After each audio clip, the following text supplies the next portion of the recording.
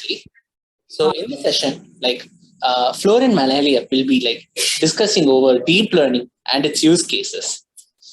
So to give a formal introduction to him, Florin Manaila is an executive architect at IBM Europe, working in next generation workloads and distributed AI.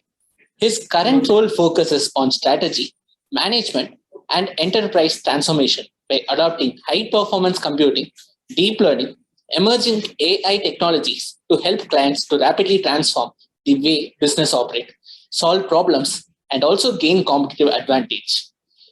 So put your hands together for Florin. Over to you, Florin.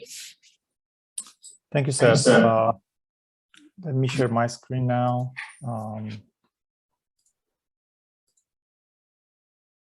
All right, and I will start presenting. Yeah, that's good. Can you see the screen? Yeah. All right, perfect. So welcome. I will try to present some deep learning use cases. I've been, working or been involved in the last couple of years, and some of them, our colleagues were involved on a couple of various industries. For example, banking, insurance, healthcare, and healthcare. And at the end, I will have as well some general remarks based on, our experience here. But in general, if you look to apply machine learning models and deep learning models, it really, spanned across all the industries, from automotive to research, healthcare, oil and gas, retail, transportation, utilities, and, agriculture. And, all of those things, there are fields you can really explore where, the only limit will be your imagination to create a model. And therefore, I'll just try to speak on some things that, we were kind of involved, and we have some technology here and there, but definitely there are, I would say infinite possibilities. For example, if you look on the banking industry, we see use cases for the predictive chatbots for support, customer recommendation. For example, hey, we have seen you have this credit and you are spending the money, for example, to recharge your mobile phone.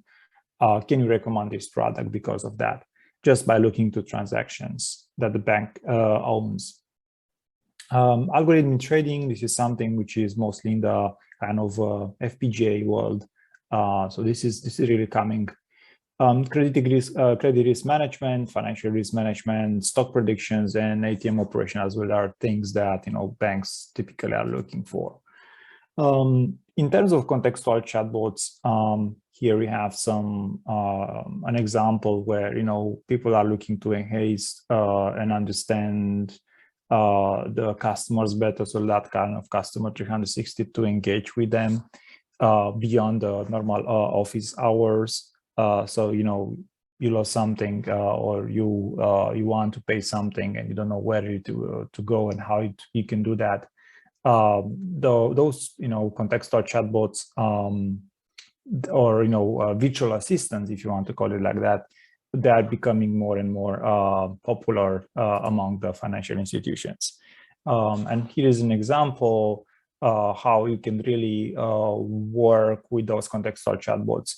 By using the deep learning, you have the knowledge engine, the emotional engine, so you can capture when someone is really, very upset while it's typing or speaking.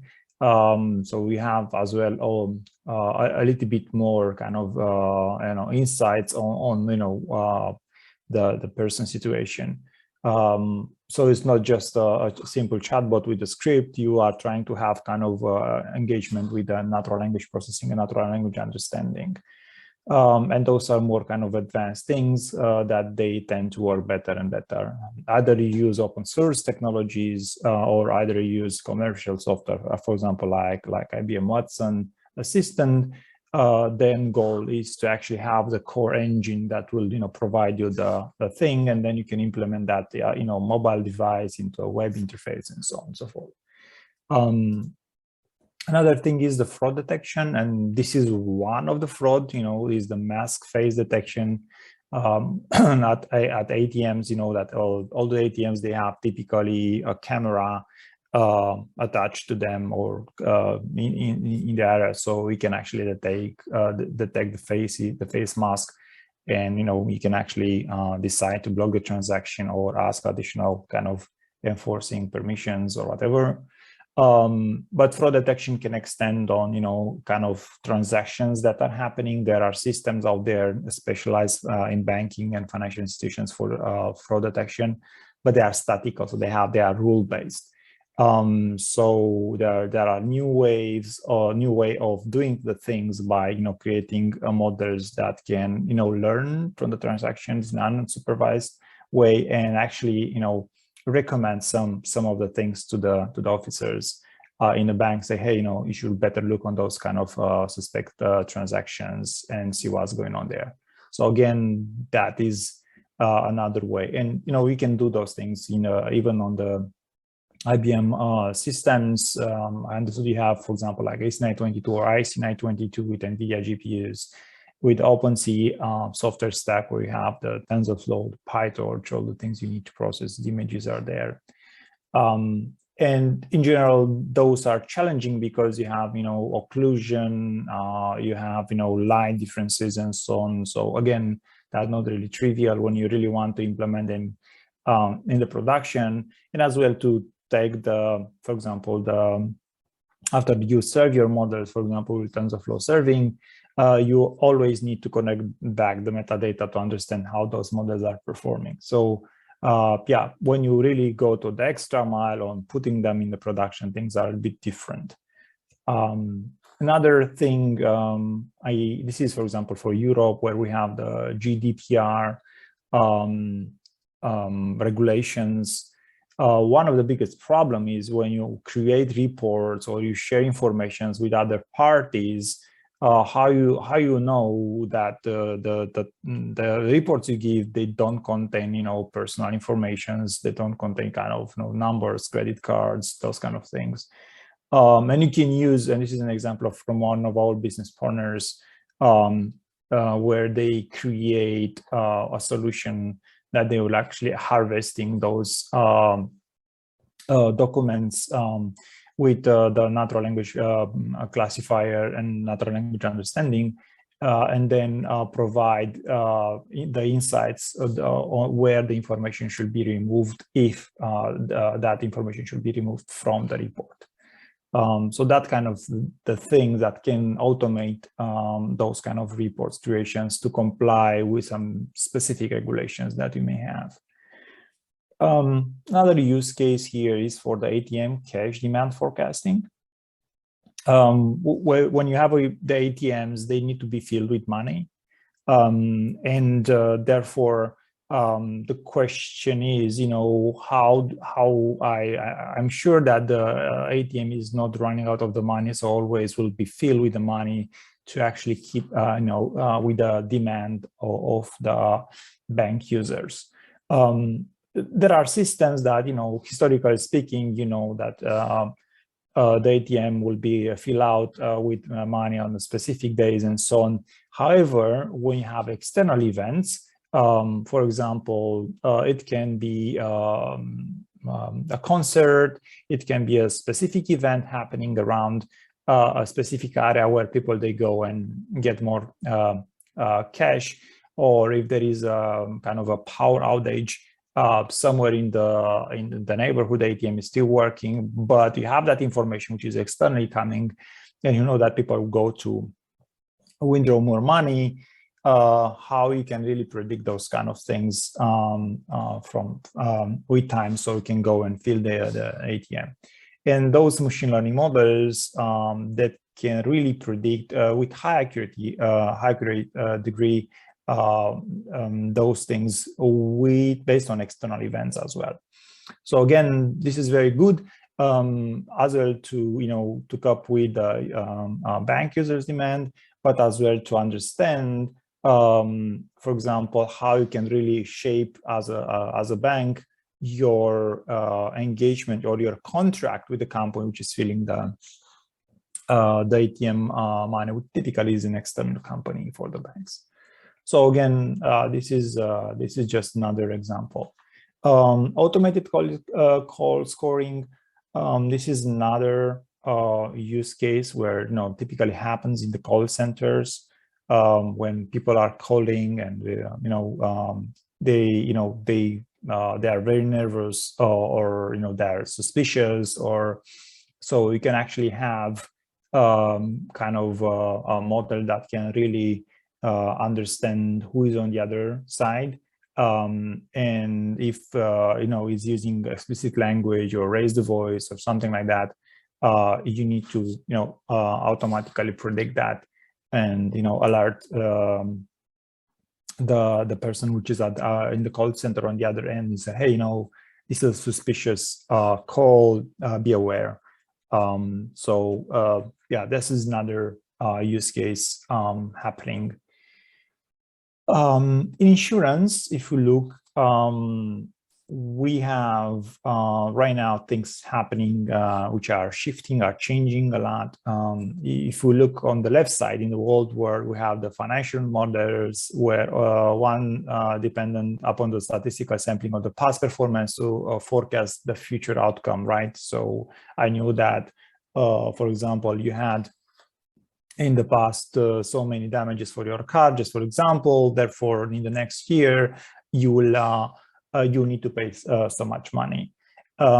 Contrary to that, today we have more kind of data science enabled predictions based on real events and real time. So you may have, let's say, your insurance can really grow from the previous quarter to the next quarter by X% based on an event you had, or best guess. If you look on kind of a carrier on the right side, again, that is changing as well, because that was in the past based on kind of past events, based on contracts, and that is changing as well based on kind of sensors data that they're using in the real time information about the risks which are out there. Just for information, in case, for example, you have a factory that you build it from the scratch right now, and you have sensors for heating, for pressure, and so on, you may, and you say, okay, I want to have a kind of insurance for this factory in case these kind of events are happening. Right now, you can have, okay, we can give you this price, but in the case, for example, the data coming from sensors will show you that you need to reduce this pressure and so on and so forth. You need to do that. If not, then we're not going to issue the risks money for you, because of you didn't allow things to be happening in the natural progression. So common use case in the insurance, again, virtual assistants or chatbots, as well, driver performance monitoring. This is something people are thinking right now. There are some tests here and there. And insurance market analytics. This is being done right now as the data is more available for all the people and for more machines for the industry. So it's really crazy. This is an example of the distracted driver.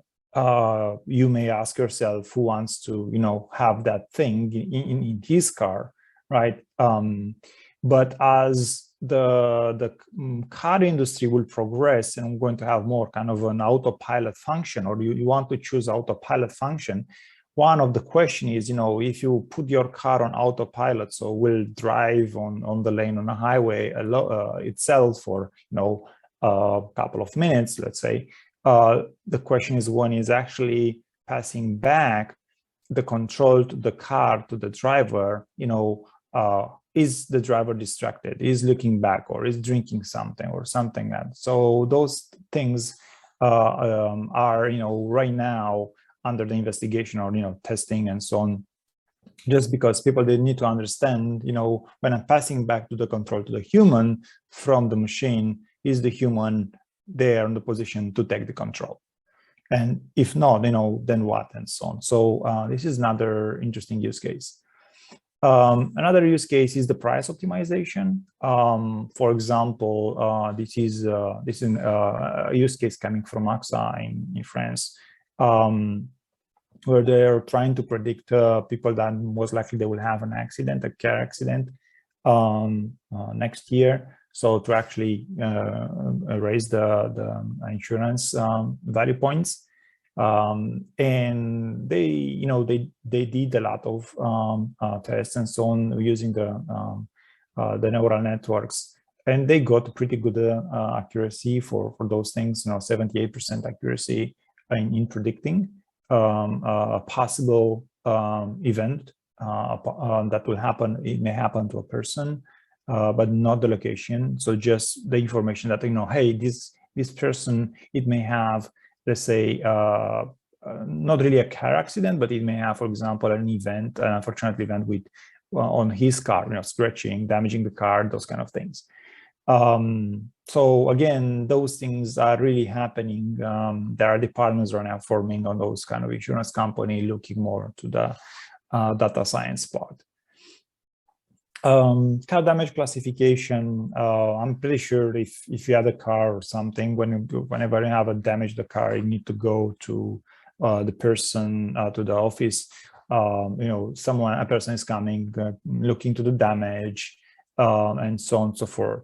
But the whole process right now, it can be really automated because, we can have models that can detect the damage automatically. So you can actually implement into a mobile device or into a tablet, someone that can take the pictures from all the angles or the video and then just, upload that and, get that particular kind of understanding of the damage and the associated probably costs that they will have to be paid.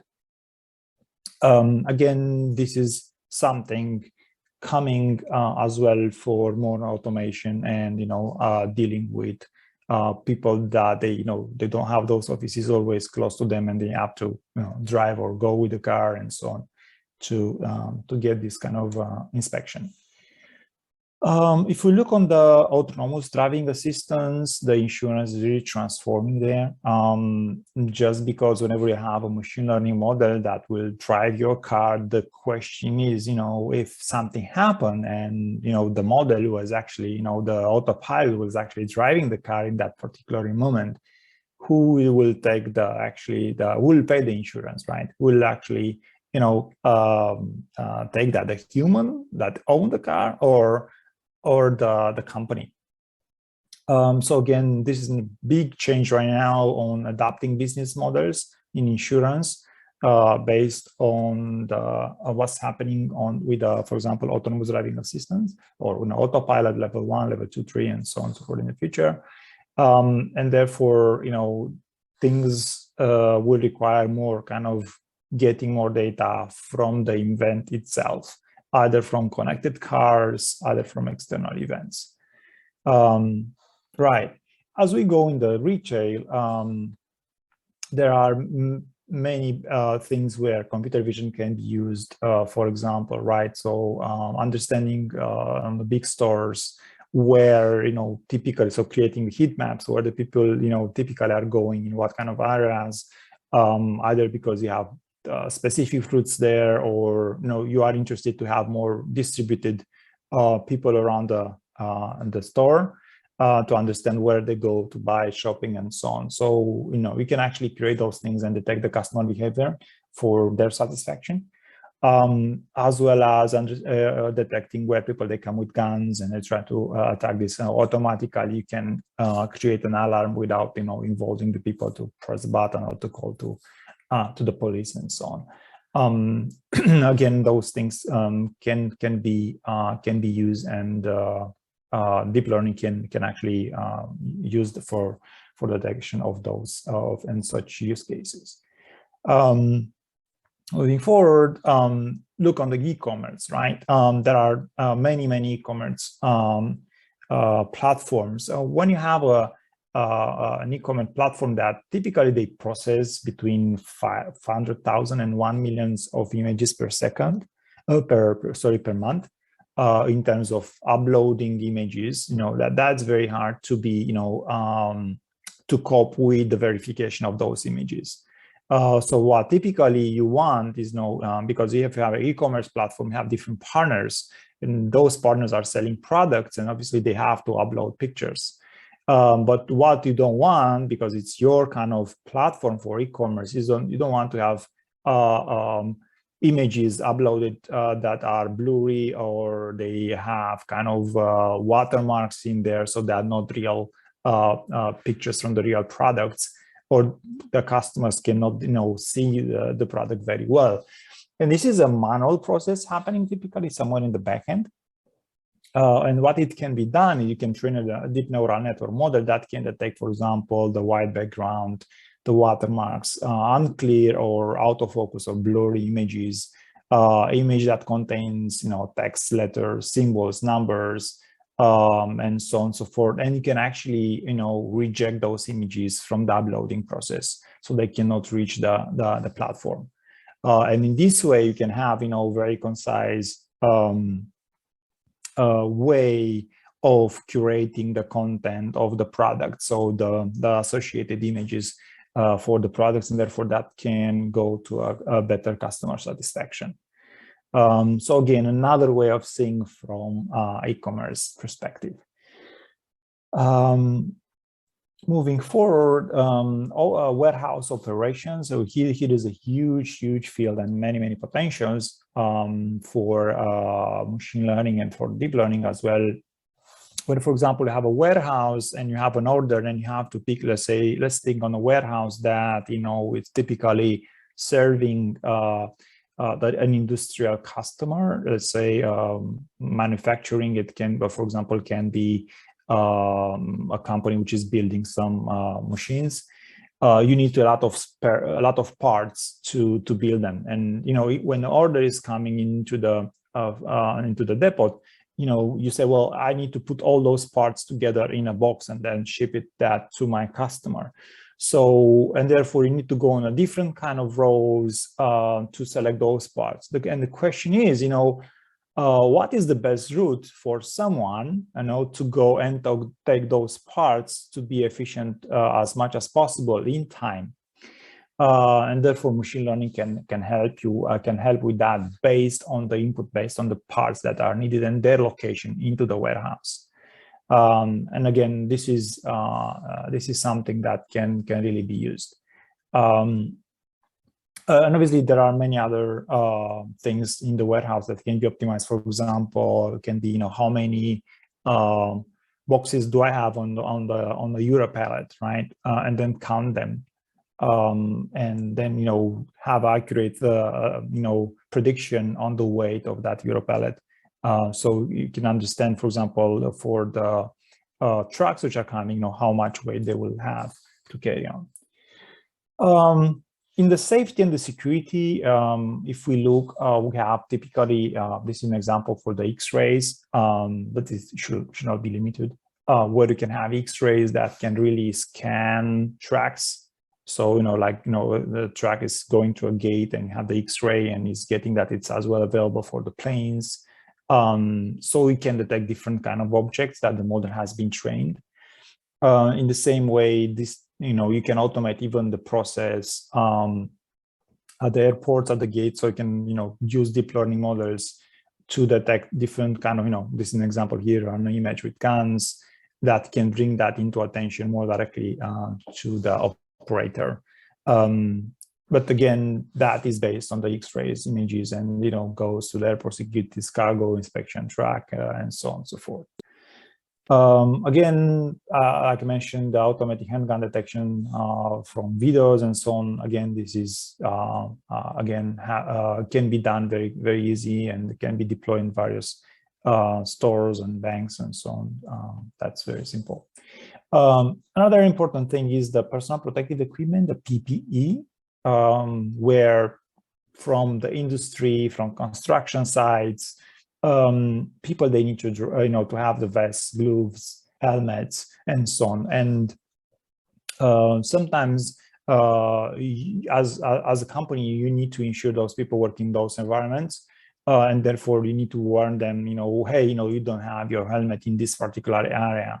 So you can train, you can train those machine learning models to actually detect, if they have helmets and so on. If you've not, you can, just send automatically a message to, to the site supervisor, hey, we have detected in this area someone that doesn't have helmet, go and tell him to put the helmet for his protection. Again, those things, are very kind of, I would say, easy to be implemented with the deep learning, but they are there. Drones, I'm pretty sure you have heard about the use case. I think it was in 2019 with, I think in Heathrow in London, where they had a drone there flying, or a couple of drones, and they had to close the airport because you cannot, fly. Those drones are dangerous for flights when they land, and there are areas where they are restricted. So one of the key questions is how to detect those drones in the air. So you can train machine learning models that can detect the drones in the air with high accuracy, and then even the location of those drones, and send the message, hey, there is a drone here, that you should be aware of, right? Because it's very simple to put a fan and say, okay, you cannot pass the fan to make a movie or something to understand what is there. It can be, for example, a military facility. But, if you put a drone and just fly that drone from a kilometer away, who will detect that? Who will prevent that? So again, deep learning can be used for detecting such cases. People hunting in high-density crowds as well is still possible to be done with deep learning. There are specialized models for such use cases. Especially when you are trying to understand, for example, demonstrations, how many people were there, and so on. It can be used, but as well for understanding and specific stations, train stations. How is better to organize the people movement to not to be too crowded and so on. So that's something as well very very good to be implementing the object detection. In cases where you have kind of sound, there are cameras in the cities that they have as well sound. You can have kind of you can do classification, of the siren for the medical nature, human activity, and you can use this for many things. For example, for law enforcement, let's say there is Sunday night and someone is start drilling. In a specific area, that should not happen. And you can capture that, you can classify that by using a neural net model, and then you can, alert someone, say, hey, go and check in that particular area what's going on. There is, I think, if you look on the internet, there is a urban sound classification data set. I think it's coming from US, where you can actually take and play with such use cases. So again, very interesting use case as well on the sound part. Again, people that are typically in the sea and so on. There are patrols as well for the shark, and this is happening in US as well. But you can have drones that can run a model there to detect the sharks from the air, so they can fly at a regular interval. But this use case can be implemented for any other, similar use cases in various regions. The thing here to take away is that, we can, upload those models into a drone that has a camera, and that drone can actually have a dedicated flight path where, it can be, it has to, detect an event, has to detect an object. And sometimes those things can help, and people can really save lives. So that's, again, it's something that can be deployed. Another use case is persons with access badges. There are areas where they need to have badges, to wear badges, and there's another case where you can, train models that can detect the badges of the persons. And if they don't have them, you can have someone, like a supervisor, or say, hey, just put your badge because we need to recognize all the persons or the employees working here. So again, this is another way for kind of security for enforcing using those deep learning models. Now, on the healthcare, again, it's a big field there. So I have a couple of cases here, mostly targeting the images, but there are hundreds and hundreds of use cases where you can apply the machine learning, the GLMs, typically the logistical regression, XGBoost, or decision trees, to improve the healthcare practice. Just a couple of examples here. This is on the radiology. One of the problems in the radiology right now is that we have so many systems, CT systems, MRI systems, that it required a lot of time to understand those images from the radiologist. And as you deploy more systems like that, CT scans, for example, systems, you need to spend more time and have more people that they will spend there. This is an example for example, detecting the retinopathy from diabetics. There are many research papers out there with models that can perform quite well in detecting this, and therefore caused by the diabetes. So you can detect earlier diabetes. And again, this can augment the human work, the experts' work, while they work there. As an example done by IBM research, I think it was 2 years ago.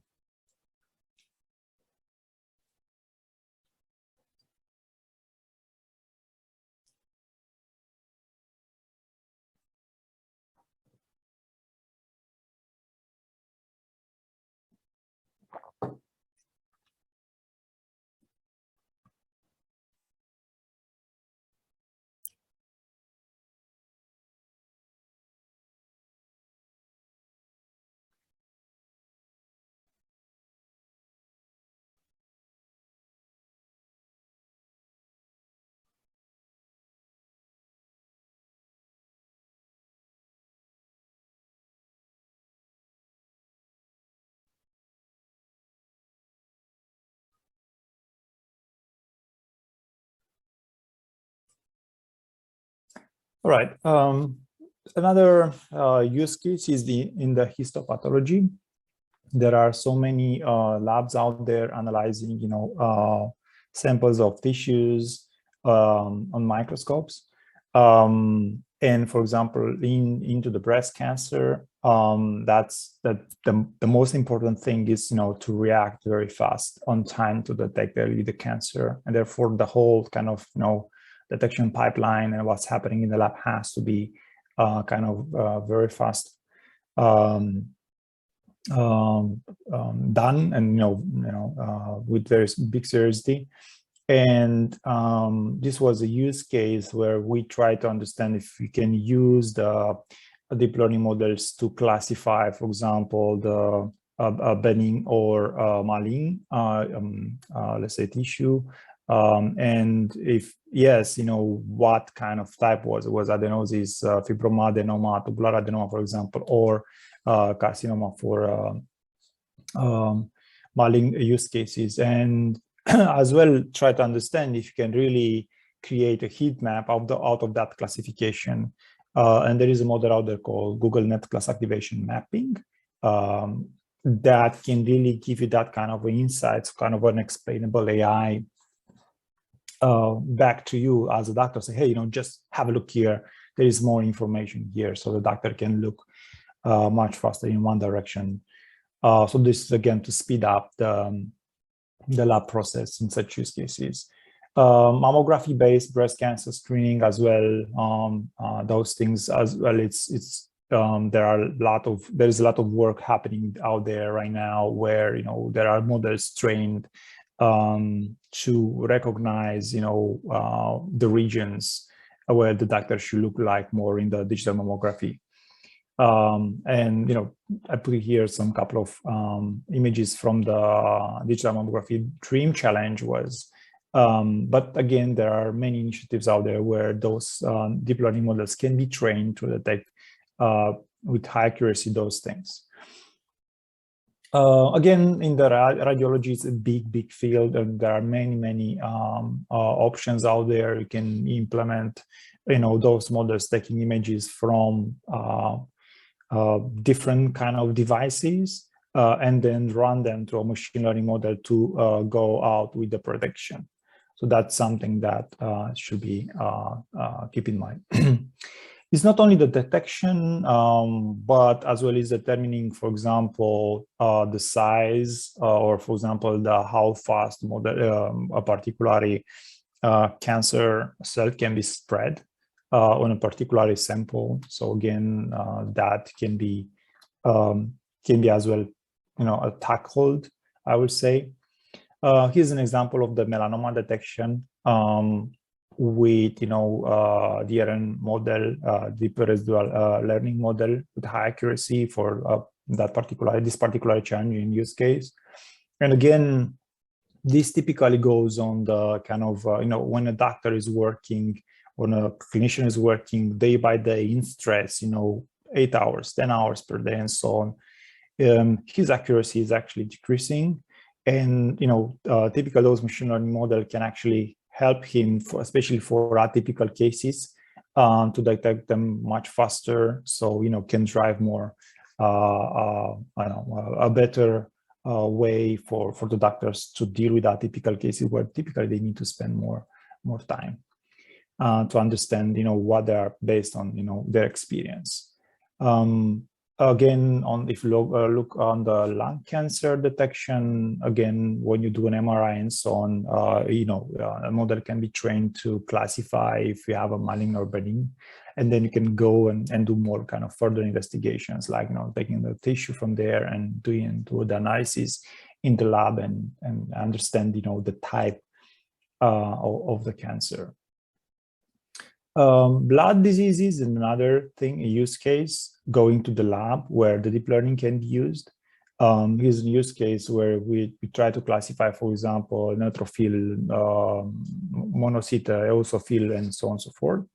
Again, you have blood samples in the lab, you're analyzing on the digital microscopes, and then you can actually use those images to feed the model to, classify that particular sample.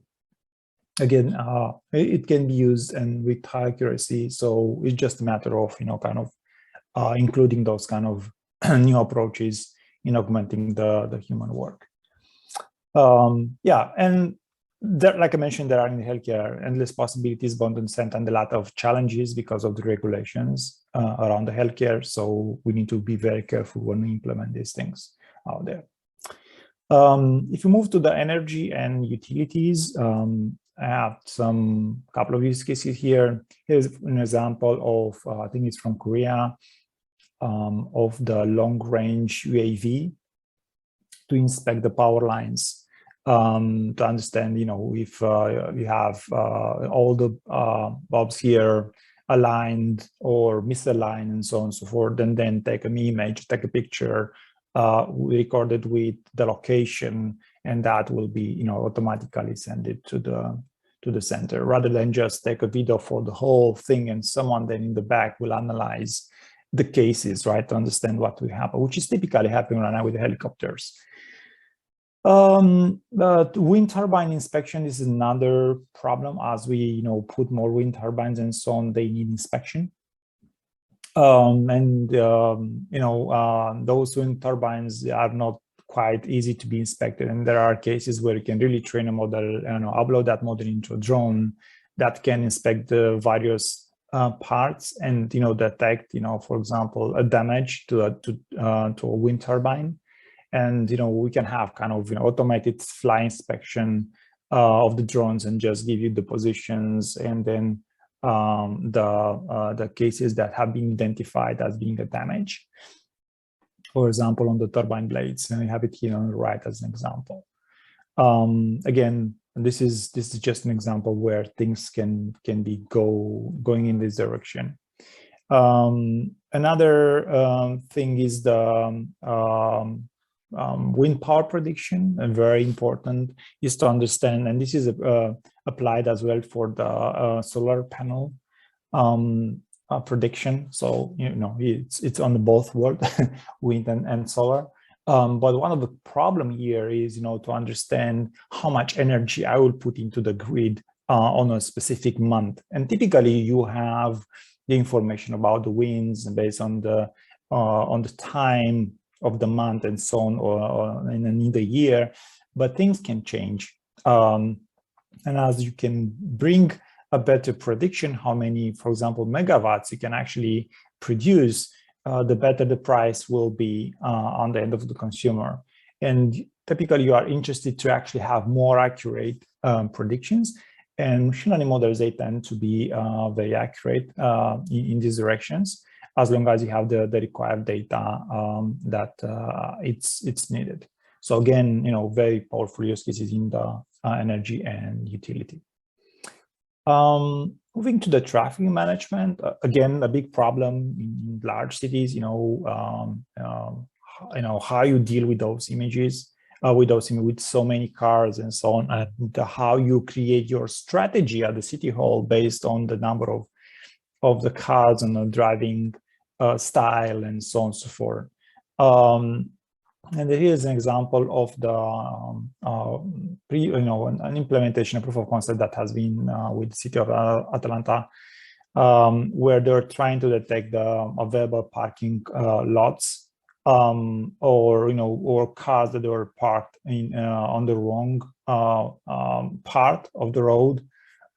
So again, this can be implemented as well for bringing and giving more kind of fluency into the traffic. Again, for safety on the smart cities, we have all those tracks that they have all the sign of explosive things or flammable gas and so on. So you can have models that can be trained to detect those things and specific in the cities where they should not be there or they should not be allowed, and you can actually then trigger an alarm very fast. So again, for preventing those things and possible things that can happen. Again, on here I'm going again on energy and utility, on oil and gas. There are many use cases there, and the biggest problem there is the data is not really available or shared between the companies, but they are from production mainstream until the chemicals. So typically on prevention and predictive failure. And here's just an example coming from Shell. They're presenting where they're trying to use, for example, typically they use a lot of simulations for the seismic trace discovery and classification, but they are exploring as well machine learning. So just to give you another perspective, how machine learning it can be used. Compared with the traditional kind of simulations that typically what we do on high performance computing systems. And they have good results with machine learning models. Another thing is routine inspections. Try to think on those big refineries and so on, where you can actually have drones with a model with a FLIR camera that can detect, for example, the rust or heated elements on an inspection on a regular basis, and then give those insights for the people on the ground, say, hey, go and check this part and so on. So you can prevent, a specific damage or a specific explosion, unfortunately, that may happen. Again, those things are as well something that can be very useful. On manufacturing, there are, again, as well use cases for deep learning from kind of, automotive, aerospace, defense, electronics, and so on. I have a couple of cases here that I'm going to present. For example, in the operation, we have, for example, the welding. One of the questions is, do I have the specific parts in the automotive industry weld well, or do I have missed something? Or, for example, engines, that they are built, then the question is, do I have a part that has not been built, or have a screw which was not the correct screw, and so on. And there are specific solutions with the computer vision that are checking the engine parts. Everything is okay from the quality control or the welding on specific, automotive parts. In the electronics, this is an example for the automated optical inspection, where you can actually detect some pinouts that they are not really, aligned, or missing pinouts. And you can actually check that again before to ship an electronic circuit, and that will actually be incorporated into a further device. So you can actually increase the quality of your products, and obviously, to the customer satisfaction on the other end. Lithography defects, again, those computer vision models can be used very, very well, even on the on the microscopes, looking at 120 microns, for detecting defects, dark spots, bright spots, scratches, and so on. So again, as long as you have a digital microscope that can offer those images, this can be taken and run through an inference process, where it can provide some additional insights. Counting method pipelines in manufacturing, again, especially for the manufacturer producers, how many I'm doing, how many I have in stock, and so on and so forth in the warehouse. It can be done with high accuracy. And this is just an example. I was involved. So again, there are many cases like this that you can, you want to automate the pipelines, the metal pipes counting and detection. And there are different kind of pipeline, metal pipes or plastic pipes that you may want to detect.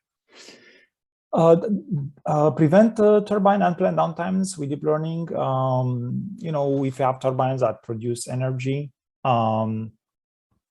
or you can use this the sound of the turbine, and can create, for example, in this case, spectrograms, and then do a classification with a neural net. That will tell you when the turbine has an issue, when it has a defect, right? So we can prevent even the damage even harder, or stopping the turbine, therefore stopping the energy that can be produced, or depending on the use of the turbine. Again, this is another use case on the sound part. Transportation industry, if you look on the railroads out there, you want to prevent problems happening on the railroad station. So, for example, this is a case where you are looking to the pantograph catenary system, and you want to detect, for example, this arc that typically indicates a problem on the pantograph. And there are a lot of solutions out there, but can be implemented to computer vision to be detected. Another thing is the bird's nests overhead of the catenary system here, as you can see here, that can be detected. And many other use cases in this industry that can be used and to automate and prevent particularly damage, or stopping the train. Again, this is a visual inspection for trains to understand if there are missing parts, or there are problems with the Rs on the trains. Again, on the maintenance, it can be automated. We can actually have those stations, inspection stations, designated. This is a use case for elevators, especially for the very big buildings, where you can have a model that can be trained to compensate the predictive maintenance. So elevators, they have predictive maintenance software inside. But what you can do, you can collect, for example, kind of the sound or some, from acoustic sensors of the elevator, and process that, and with kind of a machine learning model to detect as well future events before they can happen, and you can give that insight as well on top of the elevator typically predictive system. So this is another simple example that can be considered. Agriculture, I think I have, this is, I believe, almost the last one.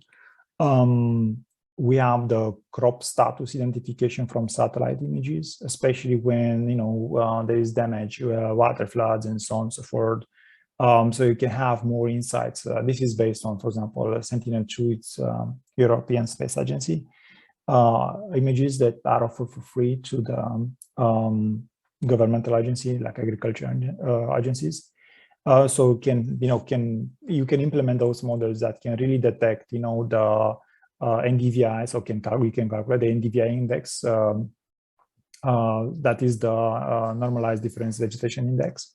To understand, if you have leaves which are stressed or don't have water and those kind of things at very, very big detail level on regions without, going there and inspect, typically, right? So we have images, we can have models can be implemented there.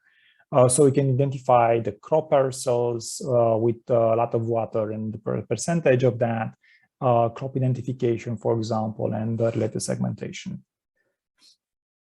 Detecting plant diseases, this is another interesting use case from agriculture, especially helping farmer to understand what the plant has, what disease has. So you can easily implement a model. You can push that model into a mobile device that can give more insights to the farmers out there. Hey, do you have this device, this disease on your plant, which is really new, and you need to go and do something about it.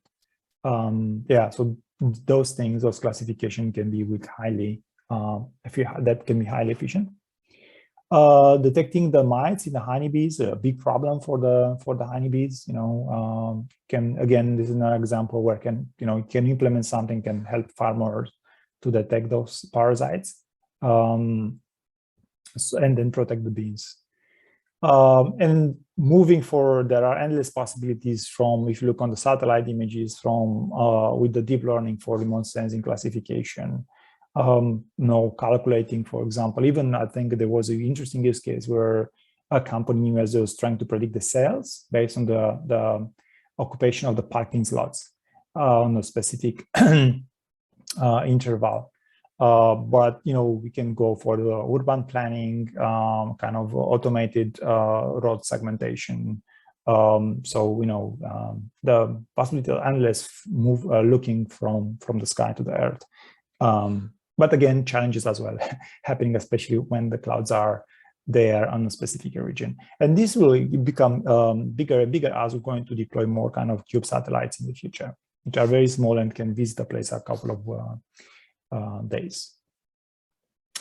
Right, so I will close my talk with saying that AI and autonomous machine will help all those industries and move productivity and efficiency on a new direction.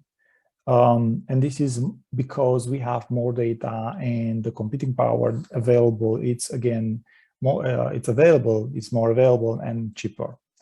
So I want to thank you very much for your attention and participation. So I can take 2 or 3 questions if are right now. Thank you. Thank you, Florin. That's an awesome talk. And your touch base most of the use cases where deep learning is vital. And I'm sure that our students and faculty members would have got some more inputs on how they can apply their machine learning, deep learning algorithms onto specific domains. Thank you very much. And there are other participants who are thanking you as well. I don't find any questions from the participants as of now. Okay, thank you very much as well. And I wish you again a good day and a good event. Thank you very much. Thank you. Thank you, Florin. Thank you very much. Bye. Bye.